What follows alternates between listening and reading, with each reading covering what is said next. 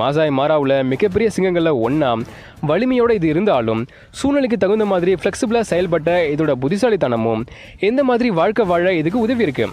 ஆண் சிங்கங்கள் இப்படி தான் வாழணுங்கிற சட்டங்களை உடச்சிரிஞ்சு சுதந்திரமாக சுற்றி வந்திருக்கு.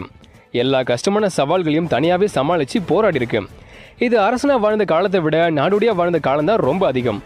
அதிக வலிமையோட புத்திசாலித்தனமாக எந்த சுச்சுவேஷனும் சமாளிக்கிற டஃப்னஸோட தைரியமாக விடாமுயற்சியோட ஜெஸி செயல்பட்டிருக்கு.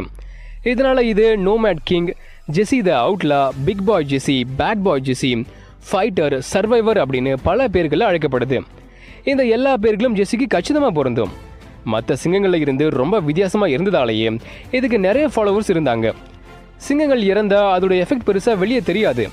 சிங்கங்கள் வசிக்கிற ஆப்பிரிக்காவில் கூட சிங்கங்களோட இறப்புக்கு மக்கள்கிட்ட பெருசாக எந்த ரியாக்ஷனும் இருக்காது. பட் ஜெஸியோட இழப்பு மக்கள்கிட்ட மிகப்பெரிய பாதிப்பை உண்டாக்குனது. அந்த அளவுக்கு அது மக்கள்